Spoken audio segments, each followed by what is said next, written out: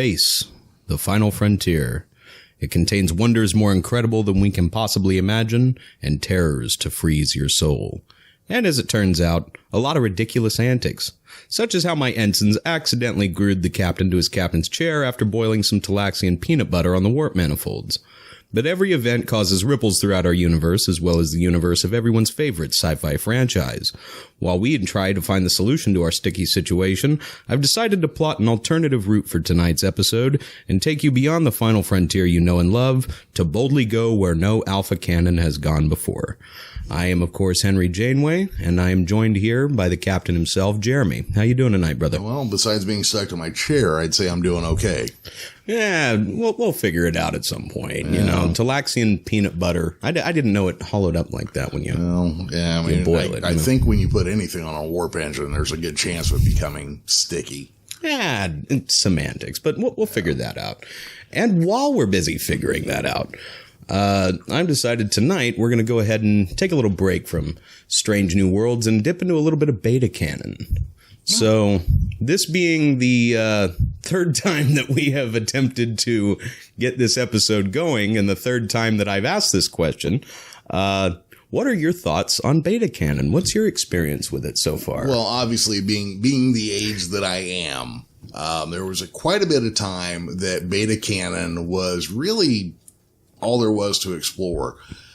So, before the release of Next Generation, when I was about 14, there were a number of Star Trek novels that were released. There was some weird stuff in them, man, but there were some good ones too, you know. There were novelizations of the original episodes in which Scotty was always a redhead for some reason. There were post the motion picture books. The Entropy Effect, I think, might be the one I'm thinking of. But Sulu's got long hippie hair and a like a Lemmy from Motorhead mustache. Yep. There's some weird stuff they did in them, but I always enjoyed it. There was always something you could do in a novel you couldn't do on TV or a movie that they did. Oh yeah, and that was always fun. Oh yeah, and one of the things that I've noticed, particularly going about the novels that they really try and have fun with, is a lot of the names of the non-human characters that they have on the ships. Because, you know, of course, the bulk of them take place on the Starship Enterprise, just as a lot of the bulk of the better episodes of Star Trek do.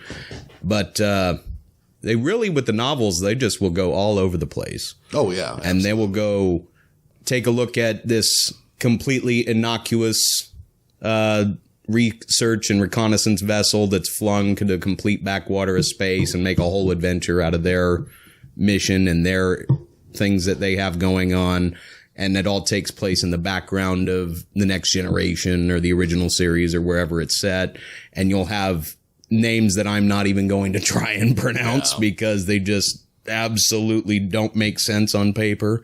Some kind of Lovecraftian nonsense going on there a little bit. They'll be Lovecraftian. They'll do things where they'll be bird people, because, I mean, obviously you couldn't do actual bird people with feathers and that sort of thing. Oh, yeah. On TV, but you could do it in a book. Or, of course, everybody's current favorite, Cetacean Ops. Exactly. Gotta love Cetacean Ops. But tonight, going into beta canon, we're going to keep it a little bit simple, and we're going to take it back to one of the best, if not the best adversary in Star Trek, the Borg. Oh, the Borg. If only they could find a way to use them more often in storytelling. Yeah, it would be nice. I always love a good Borg story. Yeah. The very first episode of The Next Generation that I ever saw in full was actually Q-Who. Oh, okay. Yeah, my mom recorded it for me on a VHS set, which, you know, big technology at the time. Yeah. But I had just recently got into Star Trek. I was watching almost nothing but the original series because I was watching it with our grandfather, and that's what he liked to watch. And my mom kept telling me, "Oh, you should see if you like this part. It's Star Trek." And I'm like, "Oh, I don't know. That's not the same one." And I don't know how much of an aside this would be. But, of course, your mother famously quotes our grandfather that no old bald man would ever be made captain of the Enterprise. And I don't know how long or if it was like a short joke or whatever, But I was in our grandparents' house at one point, and we were talking about Star Trek, and Pop said something about not liking the new show. And I said, well, why not? And he goes, I only got one captain in the Enterprise. And I kid you not, he pulled that big fat wallet out of his back pocket and pulled out a picture of Captain Kirk. Now, if that was just some joke that he'd been sitting on for Chris or your mom or something, I don't know. Yeah, just had it ready. But he just had it ready. And that to me was always one of the funniest damn things I'd ever seen. So, yeah. Well, I remember when I was, and you got to remember, I was like maybe 8, 9, 10 years old at the time. So I'm willing to bet my argument wasn't very convincing. Probably. But I always tried to get him to watch it with me, and he wouldn't go that far, but he'd say, nope, that ain't the Enterprise. That ain't the captain.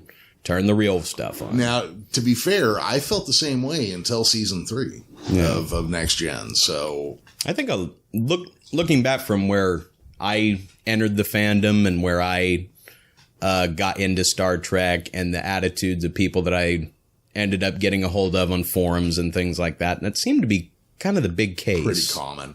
That first season of Next Gen, and I know we're going pretty far afield, that first season of Next Gen was hot garbage. Oh, yeah.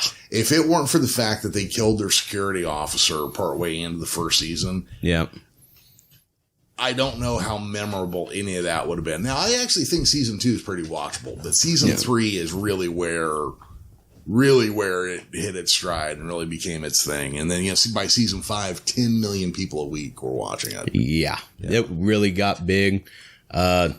Just to cap off the aside there, one of my favorite flavor of the week episodes of Star Trek of all time is actually Arsenal of Freedom from season 1 of that Next Generation. Is that the one with the market? That's the one where they go to the old abandoned weapons lot and there's droids flying around. I'm aware of this ship, the Lollipop. Well, it's a good ship. What are the weapon systems on the Lollipop? Yeah, that one's. It's stupid, but it was fun. Yeah. It is. It was really great. Yeah, but you know what? A lot of the episodes of the original series were stupid but fun. So. Yeah. Insert reference to the Halloween episode that I can't remember. The witch one. I can't think of what it was. Yeah, when they were in the haunted castle. Yeah. And it turns out to be little pipe cleaners or the enemy in that one. Yeah, that's pretty wild. Yeah, I can't watch it. It still gives me nightmares. There were episodes of Bewitched that did that to me when I was a little kid. Oh, no, Bewitched. Yeah, because there was something about the Wicked Witch look, that big nose and the big chin, and occasionally Bewitched, one of them would put that on to scare somebody. It scared the hell out of me when I was a kid, and, Well, we'll save that one for the Bewitched spinoff that we do when we start recapping Bewitched. I can do it. But this one, we're going to go into, since we are focusing on the books, we're going to go and give you a look at one of the top rated and top acclaimed series of the books of what is called the post-Nemesis canon. Of course, being after the movie Star Trek Nemesis and going forward from there, following the adventures of the Next Generation crew, Voyager, Deep Space Nine, and a lot of these novels actually bring in a couple of TOS characters too. Really? There's not many, when you look at the canon as a whole, I think Kirk is actually the only one that's dead. And then Scotty is up and running around. We know about that. Because, they recover him from the Genolan. Yeah. He actually ended up being a chief engineer of the Enterprise all over again. Really? In the books. Well, that's kind of interesting. Yeah. He was chief engineer of the Enterprise E when it went on his maiden voyage under Captain Bateson, I believe it was, who, if I'm not mistaken, was featured in the Time Loop episode of The Next Generation. Kelsey Grammer. Yeah. Yeah. So he actually was the captain of the Enterprise E on its maiden voyage, and Scotty was the chief engineer, and they got into... It's always wild how they do that, but at the same time you go what, are there only 19 people in Starfleet? Exactly. Yeah. It suffers from Star Wars syndrome in that way. A lot of the Star Wars books do that too, that Luke Skywalker's the only one in the universe that can have any kind of say in anything. Oh, yeah. It was like Phantom Menace when Greedo showed. Well, I know it ended up not being Greedo, but yeah, that was kind of the thing, though. But this book series is called Star Trek Destiny. Okay. And it takes place about 5 or so years after the Dominion War. the big plot arc of Deep Space Nine, and consequently, again, one of my favorite arcs of television in general, if not Star Trek in particular. I loved everything that Deep Space Nine did with those last 4 seasons on that arc. That was just... Yeah.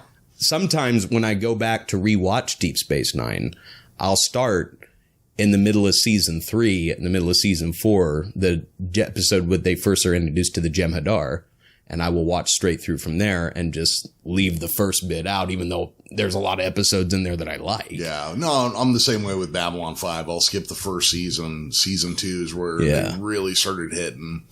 And that's part of why I didn't like Deep Space Nine, as I was watching Babylon 5 while they were running concurrently. And then I'd watch Deep Space Nine and go, because the first season didn't catch me. Yeah. I don't think it caught anybody. But by the time the story started kicking in, I'm like, this is a lot like Babylon 5, isn't it? There's a lot going on here. It's kind of similar. Yeah. Deep Space Nine is definitely one of those series that I kind of keep on reserve. And I'd try and get people into Star Trek. I'll start them off again with my oft-mentioned and frequently loved film, The Wrath of Khan. Move them through the films, get a couple episodes of TNG in there, and then when they start getting the hook in the mouth real good, then I'm like, okay, let's go in the back room and show you some real stuff. Show you the heavy lifting. Yeah. Show you the discerning clientele's Star Trek here. But our story tonight actually starts within Deep Space Nine. Okay.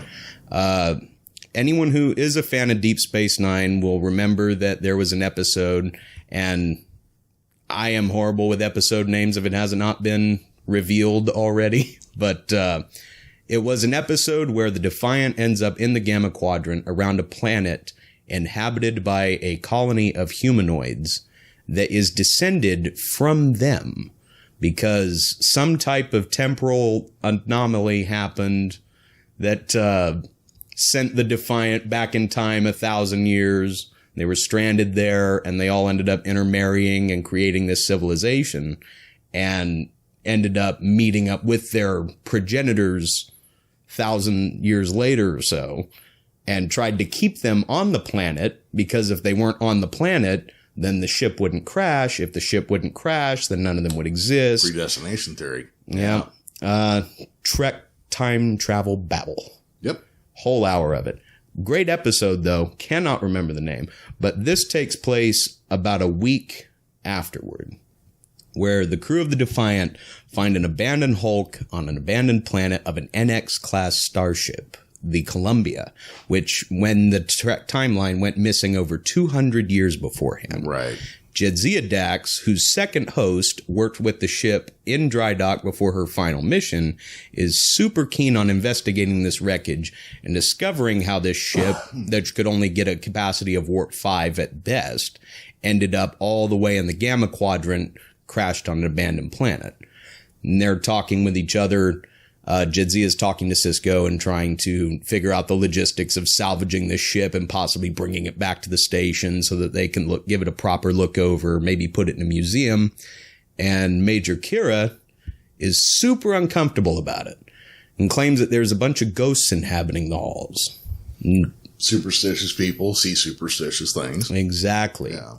And of course that gets brushed off. And it's like, no, you're just seeing things. We're going to go see what we can get out of here, maybe get the computer core.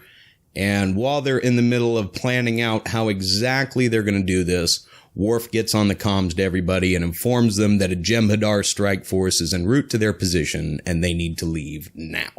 Everybody gets beamed up back to the Defiant, the Columbia's position's marked, and the Defiant breaks orbit. And soon after that, the Dominion War that we've seen in the show breaks out. And there's obviously, they're not going to stop the fighting so that they can go take a look at a 200-year-old spaceship. Right. So they keep it going, keep it on the backlog pretty much for the duration of the war.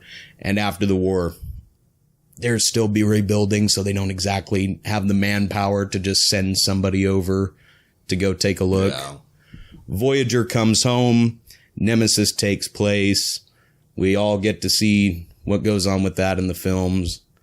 And soon afterwards, a Borg cube and stop me if this one sounds familiar, a wrecked Borg cube makes its way drifting through the Alpha Quadrant and is intercepted by Starfleet. And they end up kind of just mooring it in dead space. And it's kind of sitting there. And they want to get a good look at it because this is a really golden opportunity to take a look at some Borg technology. So at this time in the beta canon, we find Admiral Janeway, who's been since promoted after bringing Voyager home from the events of Endgame, is sent aboard a ship called the USS Einstein to go take a look at the cube and investigate. Turns out the Borg, being the crafty devils that they are, were only pretending to be dead and end up assimilating the entire crew, Janeway herself included. Okay. Janeway is, at that point, converted to the new Borg Queen. Okay. And the entire onslaught of the Federation begins from there. The Einstein is assimilating ships left and right. Before you know it, it has completely engulfed the entire planet of Pluto and converted it into its own mass, thus making it the largest cube, if not the largest ship, that the Federation has ever seen. I believe you mean dwarf planet Pluto. I don't agree with the politics, man. Okay. They taught me Mercury through Pluto. It's Pluto, man. It's always a planet in my heart. Yeah, I was well into my 20s when they did that. So I was like, yeah, you're not. Yeah, get out of here with that. You're not. Yeah, I'm too old to start changing things. Hashtag Pluto's a planet. Get it back in the rotation. So that's all very interesting. Right. Kind of flies in the face of what we think we know about the Borg Queen. Of course, what's been established since wouldn't have been in this. Right.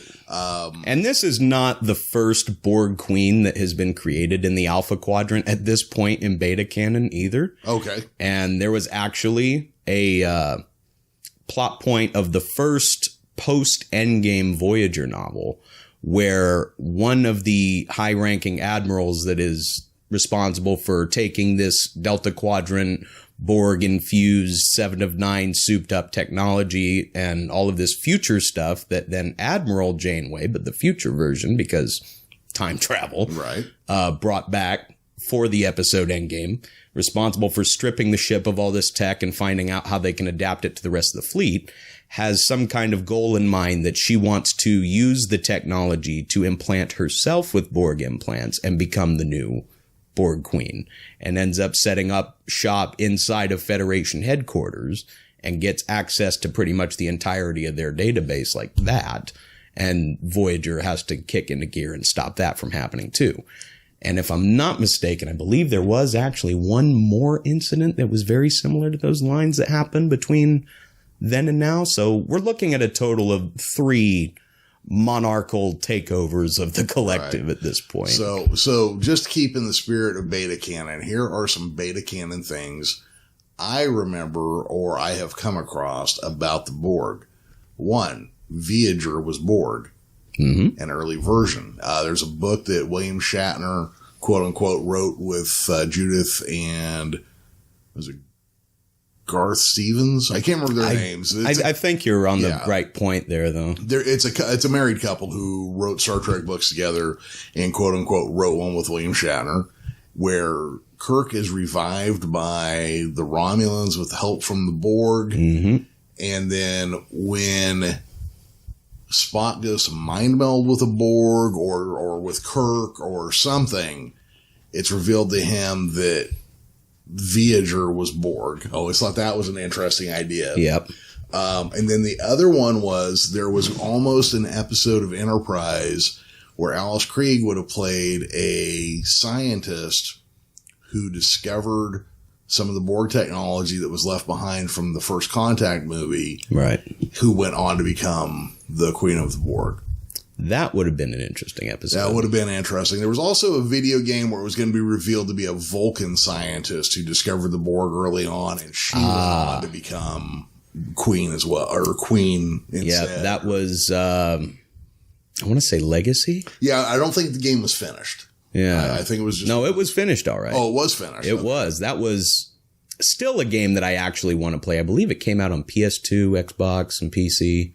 See, I don't remember ever seeing it out in the wild, but that doesn't mean anything. I'll pull up some gameplay after we do the podcast. I think you might like it. But I figured while we were talking about it, I'd go ahead and throw those pieces in, since that's the little bit of beta canon I know about the Borg. Well, this one is not entirely related to the story we're dealing with here, but just because it's an interesting tidbit along that line. There was a novel where the Borg intercepted some kind of extragalactic ship, right? Ended up trying to assimilate it, and it didn't quite work out, and ended up damaging its memory core, and sent its memory core looking for its creators. But its creators were extragalactic, so the memory core was damaged, so it couldn't go back over there. So it went to one of the only places that it could access that it knew that people were there to understand. And it just so happened that this vessel was the probe that we see in the voyage home. Okay, that's very interesting. Yeah. That's very interesting. Yeah, so the Borg are kind of all over the place, really. See, that one's one I almost wish they'd leave alone, because that was for the whales, not for us. And that just reminds us that we're not the most important thing in the universe. Because very often humans are like, oh yeah, humans, you guys are the center of the universe. Paris is the capital of the Federation. Well, yeah, but there's other stuff out there. Yeah. And it turns out the Borg are the center of the universe after all. Well, I would think so. At least they have more mass than everything else. When you start looking at their transwarp conduits, the size of their ships. Exactly. Yeah. God, there was nothing scarier than the first time the Borg were revealed. Oh, man. I had nightmares for weeks. Yeah. Or at least a week after I first saw it. Because especially before there was assimilation, they just come after you for your technology. They don't care about anything else. It would just completely absorb you. And pretty much that's what we've got going on here with this ship, the Einstein, which now that it's absorbed still a planet, Pluto, hashtag make it a planet again, they are right at Earth's doorstep, and they are the only thing that's keeping them waiting is two people, Captain Picard and Seven of Nine, who the new queen, who not only being influenced from the old queen, but also being influenced from Captain Janeway, wants those two back into the fold. And they come up with a pretty brilliant idea to try and stop them. They end up busting out the Doomsday Machine from the original series. Okay, yeah. Yeah. Which almost ends up going extremely poorly because the Borg end up assimilating it. That sounds like a terrible idea. That is a horrible thing. That is fighting fire with a pit of grease. Yeah, but you know what? It ended up working out because Seven of Nine managed to get onto the ship, the Einstein, and make contact with Captain Janeway, who was able to break through the collective consciousness much the same way as Picard was in The Best of Both Worlds, and allow herself and all of these Borg to be infected with the same virus that did them away in Endgame, which affects almost all of them except for one ship, which is the Einstein itself.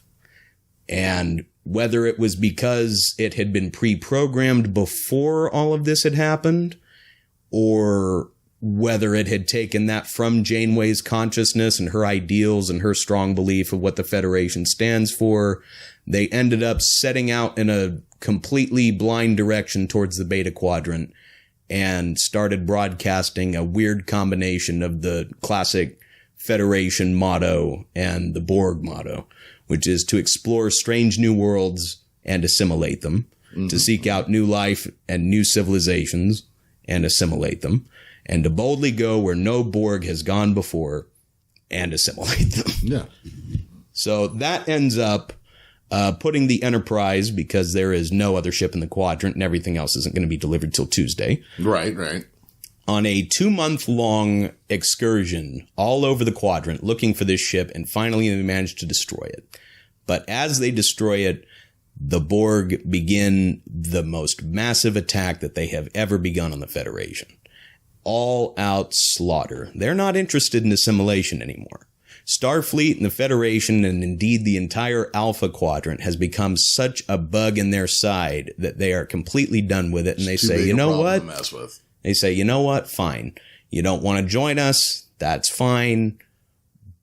But you're not going to be around to see what happens afterward. Yeah, the Borg remind me of, like, you ever had a friend who almost seemingly out of nowhere suddenly became very Christian? Yeah. And now they want very much to save your soul. And I'm not making any judgments. You know, I'm not a religious person, but, you know, whatever. But the Borg, because, like, they come off as evil, but if they really think they're improving everything, like, if they really think, like, hey, your life will be so much better if you just come with us. You know, right. Become one with us.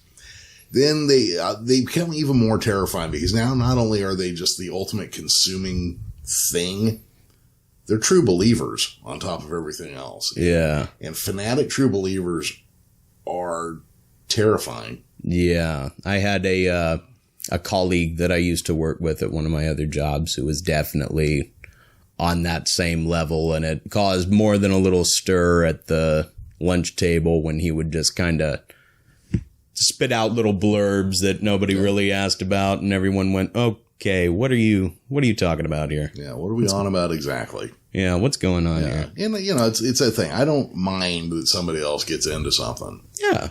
But I don't like having things shoved at me that I don't want, and I don't want to be assimilated by the Borg. Yeah, no, it does not seem like a good time. It does horrible things to your skin. Exactly. Yeah, if you ever look, those people look very dermatitis-y. Yeah. The doctor really wasn't kidding when they could use an analgesic cream. Oh, Jesus. Ugh.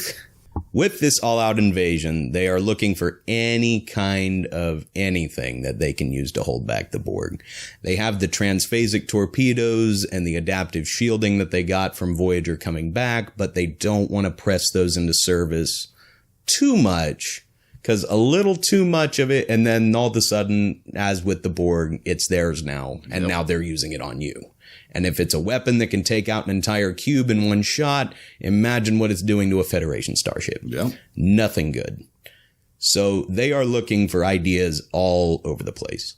And it all, of course, comes back to now Ezri Dax, who, because of a encounter with the Borg that ended up leaving her ship, the Aventine, minus a third of its crew, has attained blood stripes to captain and was given the ship because they had no officers left to take over.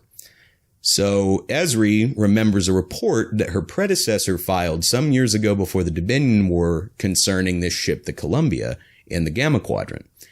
And Starfleet gives her an emergency permission. Go ahead and head through the wormhole, take a look, see if it can find anything. Because the weird thing about these Borg ships is that while the Borg used transwarp conduits, and they were assumed completely destroyed after Endgame, after, of course, Voyager blew them up, they're still kind of just popping up. It's like a termite infestation where you don't really know where the nest is. Yeah. There's just cubes, spheres, triangles, dodecahedrons, and what have you coming out of the woodwork, you know? So they need to find out some kind of way that they're doing this and some way to shut the spigot off. And they think that whatever took the Columbia this far away from its maximum operating range is possibly related. So Ezri Dax takes her ship, the USS Aventine, out to the Gamma Quadrant, and they are once again investigating the wrecked starship. But using the more advanced sensor systems that they've developed, in addition to the technology that was brought back, which, side note, is a really big plot point for these post-Nemesis novels, is the technology that Voyager brought back. It sends the Federation into years and decades, and in some cases even centuries ahead of where they were. So help me remember here. Yeah. Again, I didn't watch Voyager religiously. I Right. The beginning, a few episodes here and there, and then I watched the end. Right. At some point, the Borg refit the Voyager with a bunch of like shielding and this, that, and the other, and transphasic weapons or something. Completely fitted out. Voyager was completely fitted out with enemy tech at least 3 times that I can remember over the course of the series. Yeah. Once in the episode that you're talking about, which was Scorpion, when the Borg were fighting Species 8472. I watched that one. Yeah, that one's a really good one. Yep. And once in Year of Hell, which was, of course, the Krenim, who were trying to rewrite history to put their civilization back on top, ended up completely messing up an entire portion of space, and Voyager, just happening to be the most unlucky ship in Starfleet, gets in the mix with that. And they ended up completely refitting themselves with temporal shielding and these temporal-based weapons, and just ends up a completely messy affair. And then Endgame, where Admiral Janeway, or a future version Admiral Janeway, comes back in time and brings all of this advanced weaponry. Now, that isn't the only time that Voyager gets a tech upgrade over the series, but one of the main things that concerns us, other than the tech that was brought back from the future by Admiral Janeway, is while they were in the Delta Quadrant, B'Elanna Torres and a lot of the Voyager engineering crew were working on something called the Quantum Slipstream Drive. Okay. Which was the subject of an episode, another one that I actually remember the name of, Timeless, where they attempted to use this drive, and a small error in the calculations caused them to go careening into an icy planet in the Beta Quadrant, and only Harry Kim, the Doctor, and Chakotay survived. So, maybe at the time not the best technology, but they've definitely worked out most of the bugs when it concerns the novels. And that is not only a big part of this book, but the Typhon Pact novels, which are almost immediately following these, really deal with how Starfleet is successfully implementing this technology and is able to reach places like the Delta and the Gamma quadrants within 4 or 6 weeks' time, where the Klingons, the Romulans, the Cardassians, and all of these people are still stuck with more or less traditional warp drives. And that's a huge plot point in those books, and it really goes Cold War thriller status with those. Okay. And that is something I really like, because I'm a massive Tom Clancy fan outside of sci-fi. Yeah. So you combine my favorite franchise and one of my favorite authors together like that, and you could serve me that all day. Yeah. But while they are researching this vessel here, they end up getting a long-distance communication from one of our favorite part-time characters from the TNG era, Admiral Nechayev, who tells the Aventine they need to come back for the defense of the core worlds of the Federation. It is not going well. They are losing a rate of 5 ships about every 6 hours, and it's not looking good. Every ship in the Federation, including civilian ships, are being called in, armed up, ready to take on the Borg. The only ones that aren't being called back are the ones that are too far away to make it in less than 2 months. So Ezri talks back and forth, but Nechayev manages to get a small extension. They have 24 hours to get whatever they can scrap from it and get home. They decide that their best course of action is going to be going after the computer core. They can cut it out of the ship, get it on board. They can decipher anything that's inside of it en route. So they proceed along that plan before they have to come back to the Alpha Quadrant. And it's at this point that the book shifts perspective to another ship in a completely different side of the galaxy, the USS Titan, under the command of William T. Riker, on a survey mission deep in the Beta Quadrant. And the Federation, again, being over 2 months away at maximum warp, Titan's not going to get back there in time if anything goes for the worst anyway, so they tell him just to stay put. So all they can do is listen to these transmissions coming back from the Federation regarding battles, losses, wins, etc. I can't imagine that. When you're facing something no, but what's interesting, that big. Since, this show started as a Strange New World show, I mean, we'll see what it turns into now, but right. Pike and his crew were ordered to sit out the Klingon War. Yep. And they don't always bring it up, but Pike's got survivor's guilt over it, and it comes up from time to time where he's like, look, while everybody was doing this, we were over here, talking to Rigelians. Right. And, doing other stuff. Right. So I find it interesting that they use a similar seed for William, not Tiberius Riker, to have like kind of a similar thing as well. Because honestly, the entire command crew of the Enterprise D and E, should be retired with just like shell shock status, just like we've seen too much. We have seen too much. We've been in the middle of everything. Yep. We have saved the galaxy 179 times plus 3 movies. They should all just be like, no, Yeah, it's time to give it a rest. I think, it's a young man's game. Yeah, it's time to give it a rest. But at this point, it's less a matter of we're telling you to sit out the fight, and it's more a matter of you can't get here anyway. If you come here, and it ends up going bad, you're just going to end up where the rest of us are going. Yeah. Stay there and keep the dream alive. But while they're out there, that doesn't necessarily mean that they're sitting on their laurels, because Tuvok from the Voyager crew, and who is a high-ranking member of Titan's command crew as well, is sitting there working on defense plans for the core worlds of Starfleet to transmit back. Just more of a way to pass the time for him, I suppose, trying to kind of keep his mind off of everything, which maybe it works for a Vulcan, but I can't imagine my mind would be too terribly off the point if I were I would think Vulcans have the mental discipline. Not only that, they have long lifespans. Yeah.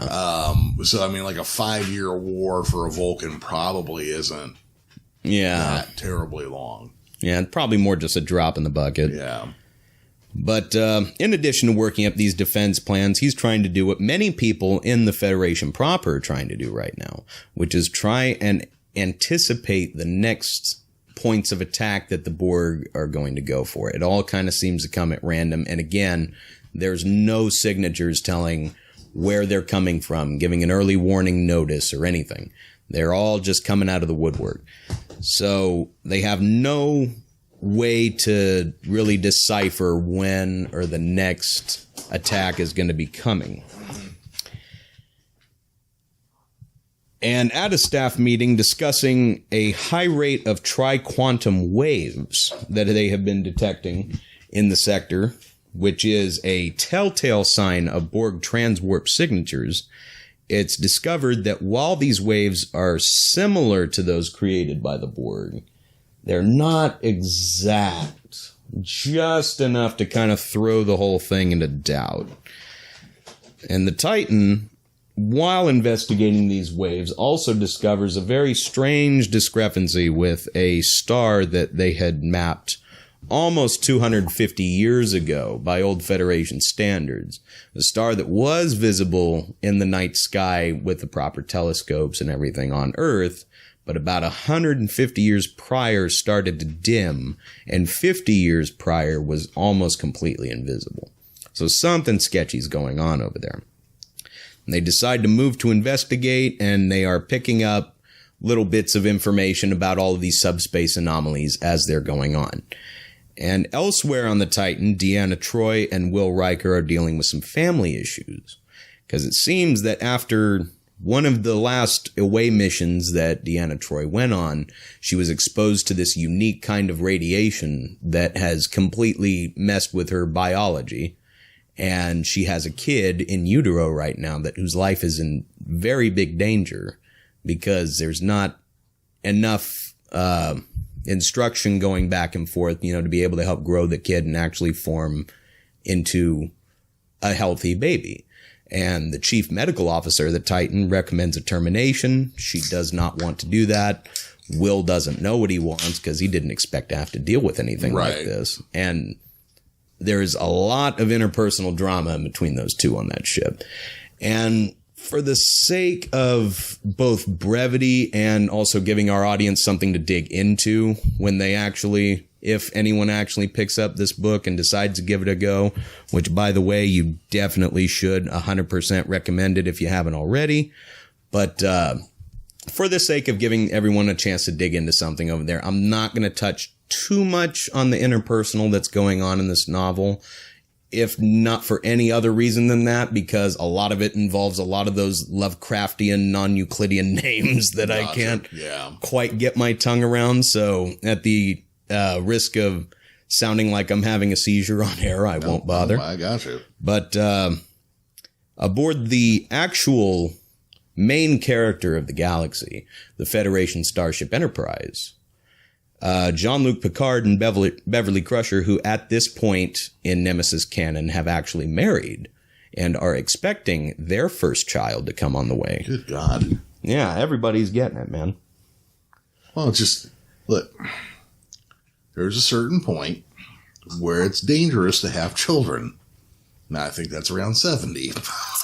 Yeah, you would think. Maybe the rules are different in Star Trek lore, you know? I mean, in the first episode of The Next Generation, we saw 138-year-old Admiral McCoy. And he looked like hell. Yeah, he really looked rough. Yeah, they might as well have had him in a life support suit of some kind or something. Yeah. One of the things I always thought was funny about that, I don't believe they ever call him McCoy. They just call him Admiral and the Admiral.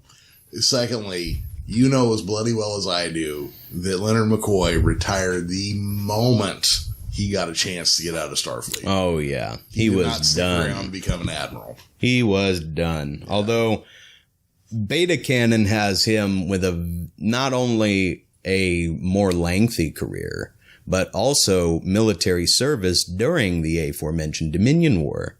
Holy smokes. Yeah. And at that point, I think, unless I have my years wrong, he'd be in his 140s instead of his 130s. Yeah. Yeah.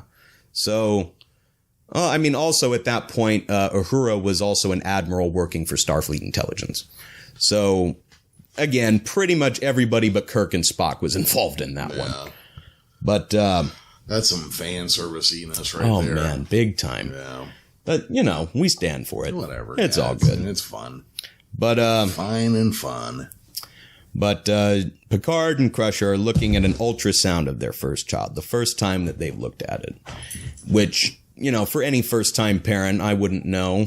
Thank goodness. I'm far too immature for such things. Mm-hmm. But as I have heard, it's supposed to be a very joyous moment, very deep touching moment. And for Picard, it's nothing but pain.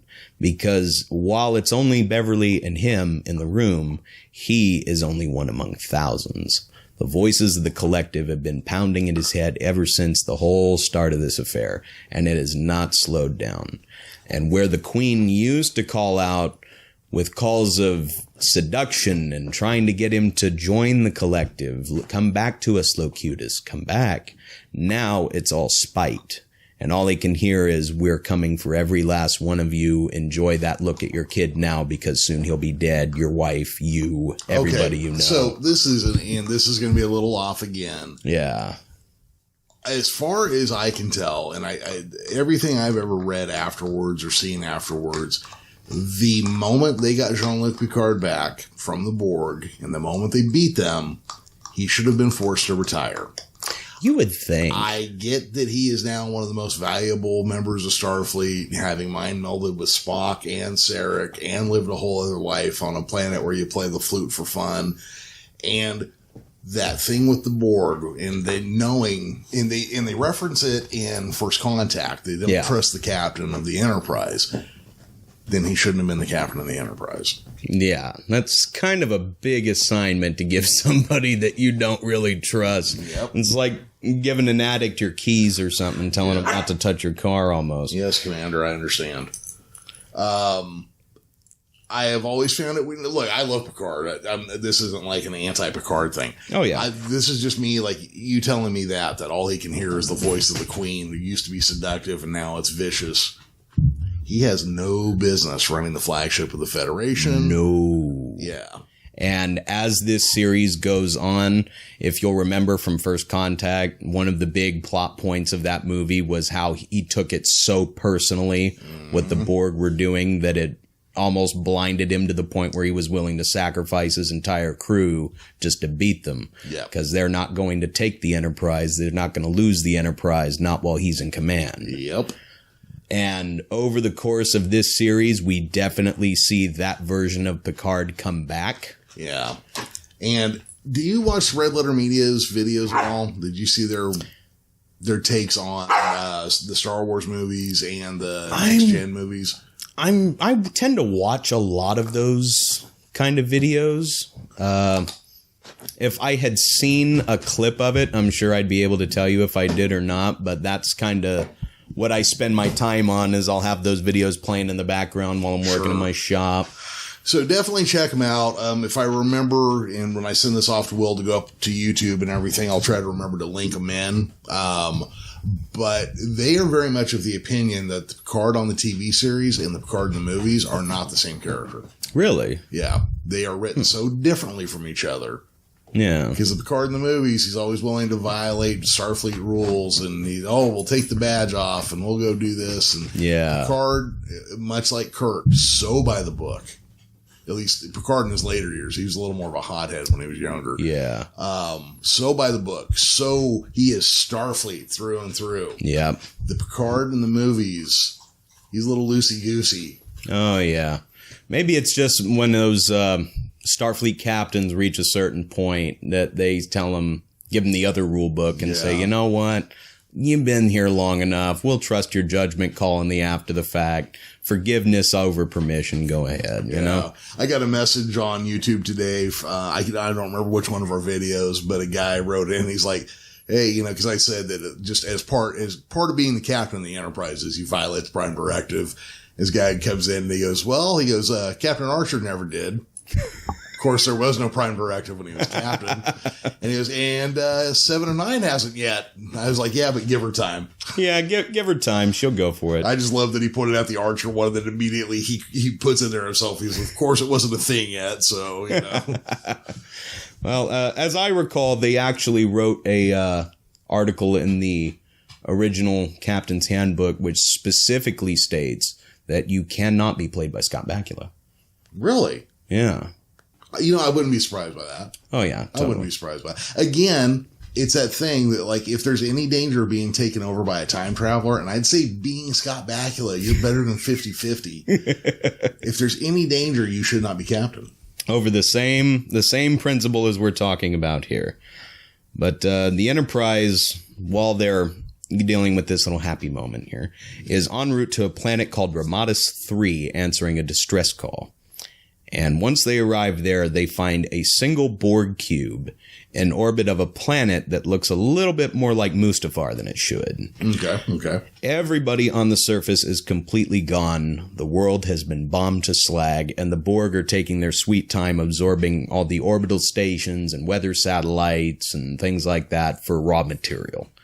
Enterprise engages and then destroys the cube with one transphasic torpedo, having been one of the maybe 5 ships in the Federation that have been allowed at this point to carry this weapon. And they end up scanning the planet and confirm there are no survivors. While they're engaging this cube, the Borg manage to get a shot off just before their destruction, and they damage a bunch of systems on the Enterprise, most notably their sensor array. Picard orders repairs a focus on that system so that they can trace the route of the genocidal cube and try and find out where they came from and head off any of the other ships in their armada. Back in the Gamma Quadrant, the Aventine salvage operation is proceeding at a good pace. The Columbia's main computer is thrashed, but they've managed to get it aboard, and they're about 30% of the way done downloading the information. And the same spectral spookiness that took place in the Defiant's first visit there is also happening to the Aventine's crew. But it's getting just a little bit more heavy now, because we have 2 lower decks ensigns that are mysteriously found dead, and no sign of anything that could have caused it at all. Did they look for magnetic boots? They looked for the magnetic boots. They looked for subspace interference. They looked for disruptor markings, and just nothing. So these guys just ended up completely dead. My theory at reading the book at this point was that they got a sneak peek at the remake of Halloween 3 and just kind of frightened themselves to death. You know? Okay, yeah, I can see that. Yeah. What my immediate suspicion always is when anybody's found dead aboard a starship is that Vulcan neck breaking technique. Yeah. Yeah, I can never remember what it's called, but we'll call it the not Ponfar. But they ended up finding these bodies, and the crew begins sweeping the ship for anything that could have caused it. And the first officer of the Aventine, a woman whose name I cannot remember at this point, again, not going to focus on names too much here, because if we did, we would have to give a biography of about 27 different characters just to get everybody caught up to speed. Kind of wants the incident held on a hush-hush. Doesn't want to completely kill this mission, knows the captain is trying to get this done, knows that this mission is very important, so doesn't want to freak out the crew and have them focusing on anything other than their jobs. So they get back to work, tearing the Columbia apart deck by deck, sweeping the ship for anything that could have caused this.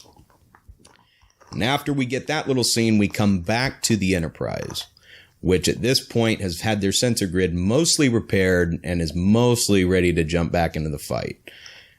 Picard calls a meeting of the bridge staff to discuss the next steps, and one of the newer crewmen that ended up coming in and replacing some of the old crew that transferred off and or died during Nemesis, rest in peace Data, or not, depending on which continuity that you're going into, right? Or a headache-inducing series of, yeah.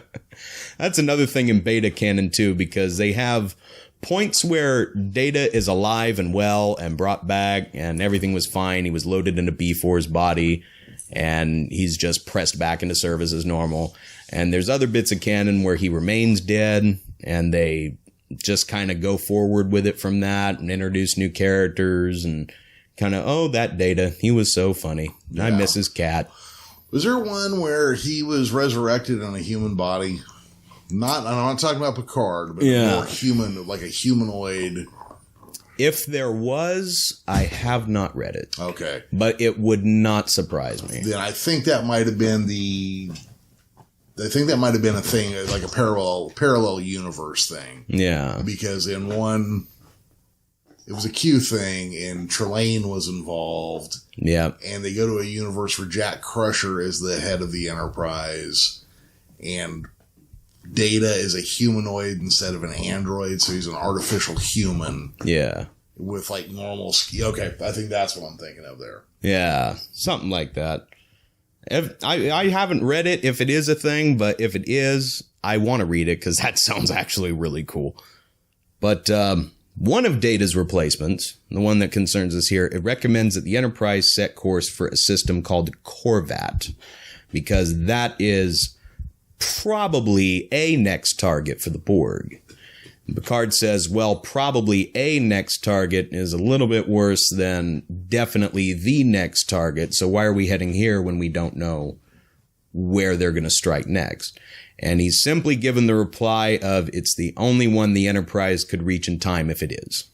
If they're going to attack any other system in this sector of space, Enterprise isn't going to make it there in time to make a difference anyway. So you might as well go with the one that you have a good chance. So Picard says, make it so. And they set off at maximum warp to Corvat, dispatching a message to the ships already there to let them know that we're on the way, be ready for a fight. We're pretty sure they're coming for you next. En route, Picard contacts Admiral Nechayev to request that he get permission to send the design schematics for the transphasic torpedoes over to the two ships that are already around Corvat to better improve the defense of the planet. And Nechayev denies him flat out. Says that the risk of the Borg adapting to the weapons is way too great, not to mention broadcasting plans for a top-secret weapon system over open channels. Probably not the best way to keep it secure. But Picard, being Picard, jumps into one of his speeches and says, Admiral, there are millions of lives at stake here that could be saved with just this one transmission, and you're not going to let me make it? And she rebukes him and says, no, it's not millions of lives. It's thousands of worlds with trillions of lives at risk. And yeah, we might win the battle now, but if they adapt to these weapons and worse yet start using them against us, we will lose the Federation, if not the entire quadrant. So Picard accepts it for what it is, even though he really doesn't like it. And once they are almost at the way to Corvat, he kind of relaxes into the collective a little bit and tries to pull a first contact. Where, as you remember, during First Contact, he was able to listen in and kind of shoot him here. Yeah, exactly. So he's trying to use that little plot point once again, just to see where the Borg are going to attack from. Maybe you get a little hint of what their strategy is. And he manages to do so and finds out that it's not just Corvat that they are attacking, but it's one of 5 different targets all over the Federation and all over the Alpha Quadrant that they are attacking at the same time. And at this point, we get a little bit of cut between a couple of these locations. One of them is Kittimer, which is, of course, where the Klingons and the humans signed the peace accords at the end of Undiscovered Country, and also where Worf's dad was killed. Yep. The Khitomer with the USS Ranger in orbit ends up fending off the Borg cube for a little while, trying to buy time for the Klingon population of the planet to evacuate. And there's this one scene where these Klingons are talking about taking their ships and going to help Starfleet try and beat back the Borg. And they're arguing with other ones saying, no, Starfleet's a bunch of pataks. They don't know what they're doing. They're peace-loving, blah, blah, blah, blah, blah, blah, blah. So why wouldn't you go help because of that? Exactly. But their attitude gets changed pretty quick when the Ranger, which has essentially turned its warp drive into a bomb, pulls a holdo maneuver from Star Wars, because I'm guessing the captain just saw The Last Jedi and thought it was a pretty good idea at the time, and goes warp speed straight into the cube and explodes it. It's visible from the ground. Everyone's looking up and watching that. And the Klingon governor that was in charge of the world looks at the other guy and says, there's your weakness right there. They just sacrificed their lives so that we have a chance to get out of here. And you want to call them weak. News of this manages to get back to Chancellor Martok, who we saw during Deep Space Nine, played by one of my favorites. Ursula, right? Yes. Yeah. Absolutely love that guy. Wonderful Klingon. One of the top ones, in my opinion. That guy could be a new Worf if they made a new show about him. And I would watch it. He's older than Michael Dorn. Semantics. Yeah. And Michael Dorn looks fantastic for he really does. Yeah. You couldn't have told me he was that much older than when he did it for nothing if they didn't put the gray hair on him. I just met him a few years ago, and I would have never guessed him at being 69 or... Oh, yeah. Looking good. But this story, at any rate, gets back to Martok, who ends up using it to rally the Klingon Empire to help the Federation fight the Borg, which, side note, we have only ever seen the Federation fight the Borg. I was going to ask about this. Yeah. Well, and not only that, we only see Federation ships. Now, we know Vulcans have their own navy. They're ring ships. We've seen them. Yeah. Never seen them fight the Borg. Well, in what ended up being the first mention of the Borg, in a vague sense, the episode The Neutral Zone, it took place the Romulans, in between Federation and Romulan technology. So did the Borg just look at the Romulans and go, yeah, you're not marketable enough? So what I was wondering when First Contact came out, before we knew anything about it, I wondered if it was going to turn out that the Borg had been fighting the Romulans on the other side of the Neutral Zone. Yeah. And the Romulans never told anybody. They're the Romulans. They keep that to themselves. So it was going to turn out like in the midst of this, like the Borg had conquered X amount of Romulan space, and like so much of the Borg populace was now Romulan and blah, blah, blah. I had wondered if that's where it was going to go. Right. But no, they didn't do that. So we've never seen the Klingons fight them. Nope. We've never seen the Romulans fight them. Nobody. Never seen the Vulcans kick in, the Andorians. I'm going to give the pig people a break because we never see much of them anyways, the Tellarites. We have seen more of Han Solo fighting the Borg than we have any other Starfleet race. Because if you will freeze frame in First Contact at a very specific point, you'll see a very familiar YT-1300 freighter flying around with the rest of the Starfleet ships. Huh. And that was a nod back to George Lucas, who sometime prior to that had put a Star Trek reference in the background of one of his movies. Go on. I know there's an R2-D2 floating in space in the Star Trek movie. Yep. Of course, they both had a floating cow as an asteroid, and somebody had a potato wrapped in tinfoil. Yep. It's fun to when you catch like all the stuff they put out there. And even the Enterprise was in the background of... it was either Phantom Menace or Revenge of the Sith. If you look in the back of one of those, when they're on Coruscant and doing their talking and walking. Oh, yeah. You can see the Enterprise taking off from one of the docking bays of Coruscant. That's pretty awesome. Yeah. All right, Henry, I gotta give you some bad news. We're Yeah. about to hit an hour. All righty. We're about to hit running time here. So we'll go ahead and pick it up real quick. The Klingons end up entering the war, and another one of the little things that we see is Starbase 324, which is commanded by Admiral Owen Paris, who is the father of of course, Tom Paris from Voyager. And who used to go by the name of Nick Locarno. Yeah, who used to go by Nick Locarno before he got bounced out for doing inappropriate things in a shuttle. Mm-hmm. On Earth, President Bako, who is president of the Federation in the novel continuity, started in a novel called The Articles of the Federation. Okay. Calls in a civilian council, the chief most civilian council on the Borg, 7 of 9, to help generate a defense plan for the entirety of the Federation, and barring that, a survival plan. Back in the Beta Quadrant, Titan is following up on the anomalies that they've found, with the evidence is leaning strongly against the Borg, despite all of the signals that they found being very close matches. They follow this trail and end up at a star that is coated with a Dyson sphere. So very advanced technology going on here. The sensors are reading everything either off the charts or not at all. And it's a complete mystery of what's going on over here.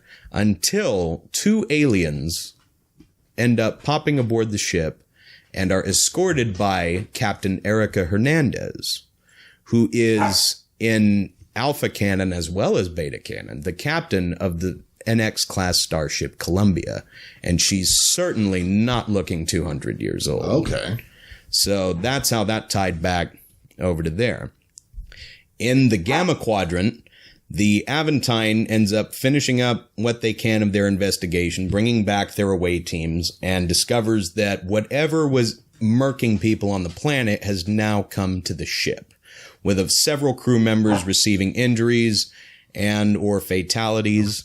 They order a ship-wide search to try and find out what's going on, and just as about they're getting done with that, we end up seeing a runabout bust through the shuttle bay doors and fly off. And instead of destroying it, Dax orders a pursuit course. They follow this ship into what appears to be some kind of rift in subspace, and poof, completely disappear from normal space.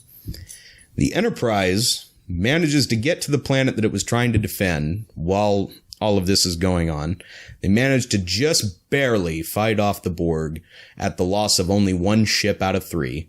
The other one's heavily damaged, and of course the Enterprise being made of plot armor. All good to go. They scan the wreckage of the ship and find traces of ceruleum gas, which can only be manufactured in one place that is nearby, which is the Azure Nebula, which we've seen referenced a couple of times in the actual show, but just pretty much big blue pretty cloud. Sure. Yeah. So they decide it's better than nothing. Let's set a course and go take a look. The Enterprise ends up getting there after only a couple of hours, and once they arrive, they come out inside of a subspace jamming field, which, among other things, prevents the sensors from picking up much useful information and leaves them pretty much blind. At this point, the Aventine pops back in normal space. They end up reaching the ship that had run away from their shuttle bay. An away team is sent aboard. They find out that the alien on board is from a race called the Kaliar. And just after the guy admits that he's the reason the Columbia is in the Gamma Quadrant, of course he dies. Mysterious circumstances and all. But there's not a lot of time to investigate because, as it so turns out, this particular subspace rift spat them out into the very same nebula that Picard was going to investigate, and the away team is called back to answer a distress call from none other than the Starship Enterprise. Convenient. And at that point is where the first novel of the Destiny trilogy ends. Holy cow, that was just the first book. That was just the first book. How many are in the series? There are 3 books total in the main series. The part that I just described at the beginning with the USS Einstein is spun off from a Voyager novel. The chase afterward is in a novel called Gods of Night, which is just solely Next Generation, exclusively the Enterprise. And there's also 3 more books after this that focus on individual places that aren't mentioned. But it's essentially 8 books total. Okay. All of them equaling out about 300 to 400 pages. Okay. And if you thought that was action-packed right there for that one book, That was a lot. That was a lot. I thought that was more than one book. I thought that was a series. That was exclusively one book. But if you or anyone at home thought that one was good, the other two books are nothing compared to, like, this is nothing compared to those. And they are really good. And maybe if people like this one, we can probably do another episode where we go into book two. What was the name of this book? Give me a minute to pull it up here on my other notes. I'll include a link to Amazon. I'm assuming it's still for sale. Yeah, they are pretty hard finds in bookstores, but I imagine that when you have Amazon, it should be pretty easy to get a hold of, if not just a digital copy. Yeah. The first book in the series is called Star Trek Destiny, Gods of Night. Okay. And if you want to catch up at the part where, you know, with the Einstein and with everything that goes on there, because that's a whole story on its own. I just kind of wanted to give a little recap, set the scene a little bit. That one is actually a novel greater than the sum. I had that one wrong. And Gods of Night is followed by two novels called Mere Mortals and Lost Souls. All of these were published in the year 2008, just before the JJ movies. Yeah, like literally right there. Yeah. Because they were supposed to have a bunch of the TOS cast in there, or at least that's what they wanted to do. But Paramount came back to him and said, yeah, we're about to do something with them. What JJ wanted was all Star Trek pulled from the air. Yeah. He wanted to reboot Star Trek. Yeah. He didn't want it compared to anything else. He didn't want any of the old toys being sold. I am glad they didn't do that. Yeah. I don't know why people hire him for things. Visually, he's got some stunning like layouts and things. Story-wise, he's absolute garbage. You know, when you first asked me to come on and do this podcast with you, I don't know if you remember, but I mentioned that in our outtakes, I might get a little Peter Capaldi from In the Thick of It. Mm-hmm, mm-hmm. There's a topic right there I could just absolutely go off on. Is J.J. Abrams. You know who else does a podcast now about Star Trek? Everybody. Well, specifically, Garrett Wang and Robert Duncan McNeil. Garrett Wang.